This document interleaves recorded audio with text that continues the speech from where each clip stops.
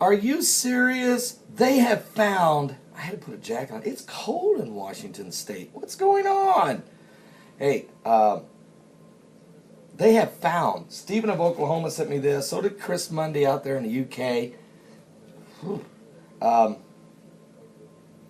They have found an ancient clay, look like it's called a, let me see, what do they call that? Bula? Let me see. I think in the Hebrew it's called a bula. Let me just look. I got this little laptop here trying to.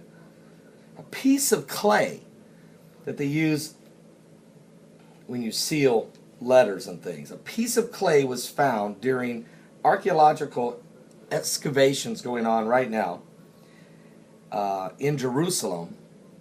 It's called at the City of David, but it's in Jerusalem. They found this little piece of clay about that big, and it bears the name of the city of Bethlehem. Now get this. In ancient Hebrew script, the piece of clay dates back to the first temple period, somewhere between 1006 to 586 BC, during the first temple, which would have been the original temple of Solomon, making it the first tangible evidence of the existence of the city of Bethlehem in ancient times. Well, we know, according to the Bible, of course, that Bethlehem was around during that time. We know that, but there was no actual proof, something dating back to that era that could be found. But this obviously creates a tangible evidence. Now, you know, so they figured this piece of clay that has inscribed the name Bethlehem on it, they figure it's about 2,700 years old. They had found a seal that was on the ring of a man named not Netanyahu, but Netanyahu, okay, who had used it, and it was down there by the base of the Wailing Wall, right down where the base of where the first temple would have been. And they found that about a month ago, and it said, and on the signet it had the name Netanyahu. Okay, not Netanyahu, but very, very close. But it does mean God-giver. And so here's another powerful find. Let me just see here. Let me read to you a little bit of the article here. They're very excited about finding this. Ancient clay seal dating the first temple period bears the name Bethlehem in the ancient Hebrew script. Artifact located by researchers sifting the soil removed from Jerusalem's city of David. A piece of clay was found during the archaeological excavations of the city of David there in Jerusalem, bearing the name of the city of Bethlehem. An ancient Hebrew script. The piece of clay dates back to the first temple period of 1006 to 586 BC, making it the first tangible evidence of existence of the city of Bethlehem in ancient times. Now, I've been to Bethlehem, and I'll never forget it because I was in Israel in 1996, and I seen a lot of the holy sites, went to the Masada, got into the Dead Sea. You just float up in the Dead Sea. It's incredible. Saw a lot. Went to the Garden Tomb, the house or the Church of the Rock, the Garden of Gethsemane. All of these different sites. The Wailing Wall, the Temple Mount, Moriah. But I can tell you right now, the experience in Bethlehem was very unique because Yasser Arafat had just taken over Bethlehem 3 months before I got there. So he had taken over Bethlehem, I believe, in December of 95, and I was in Bethlehem in March of 96. So this was very, very, very close to the same time. And you had to go through the gates, even though it's not a very far bus ride from Jerusalem to Bethlehem. It doesn't take long at all.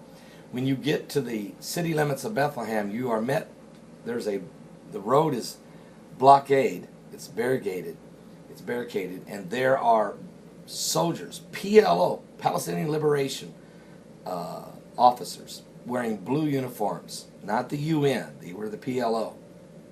They had a blue uniform, and they were carrying M16s, and they stop the bus and they get on the bus. It's a really weird feeling to be in a bus with about 50 people and 2 soldiers from the PLO get on your bus packing M16s and look the crowd over. It's a little bit, just a little weird feeling. Glad when they got off, they opened the gates, we went on into the city of Bethlehem. Of course, being terrorists, they might be haters in some cases of certain groups of people, but not the tourists, because they knew the tourists were coming, of course, to purchase souvenirs and spend money within the city, so it was not a big deal. They were glad to see us, but still, the city in 3 months' time, trash in the streets, graffiti on the walls. The city of Bethlehem was falling apart within 3 months of the leadership of Yasser Arafat. I'm telling you, I saw it with my own eyes. I had just left Jerusalem, where you couldn't find a piece of paper in every beautiful city, and went into a city that had just been under the rule of the PLO for 3 months, and it was trashed. It was trashed. I did go to the Church of Nativity. That was a good experience, very good experience. I found the people in Bethlehem very nice people, and I'm telling you, the Arabic people, not the Jewish people, but the Arabic people, very nice people. Palestinian people, very nice people. So, I want to be sure everyone understands that. When we talk about these factions of terrorism, these groups with a lot of anger, you're talking about a small percentage, generally, of an entire population. And so I pray for the Palestinian people. I do. I know we have a lot of Christian brothers and sisters also among the Palestinians. So I'm not making this point to be in any way derogatory. But what I'm trying to say is, it's a magnificent find here that they have found this piece of clay. And it's funny how God is starting to reveal piece by piece, sign by sign of His coming. The coming of the Lord. Are you saved? Because I'm going to tell you something, folks. We're running out of time. There's earthquakes. Let me just tell you the earthquakes today. And it's only, 7 o'clock in the morning here?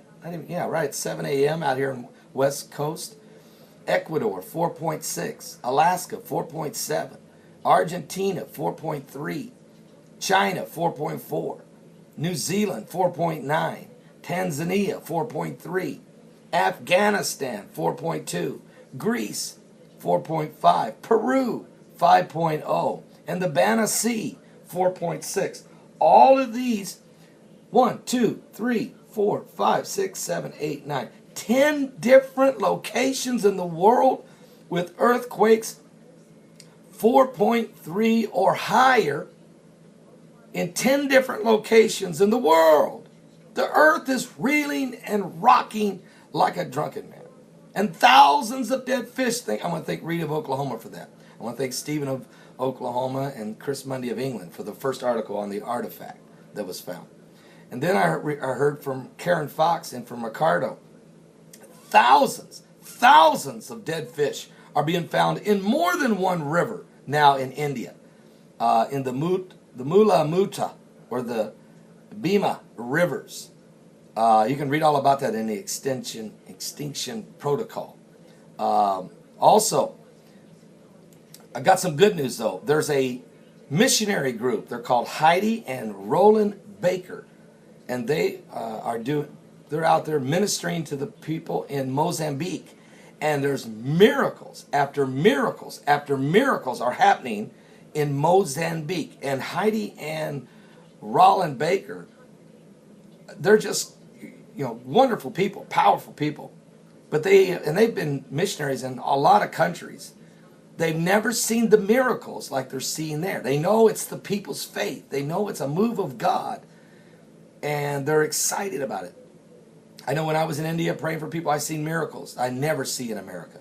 I think it's the faith. It's because when you have nowhere left to turn but God, you have to believe God because there's nowhere else to go. God has compassion upon the multitudes. And God does save and heal. And does He have compassion on you? Yes, He does. He wants to save you. He would like to forgive you of your sins. You can become a Christian today. You can send me a personal message right here on YouTube. Title it, I want to be saved. I want to be saved. I want to be saved. Let me pray with you. Let's get saved. We're running out of time. Let's get saved today.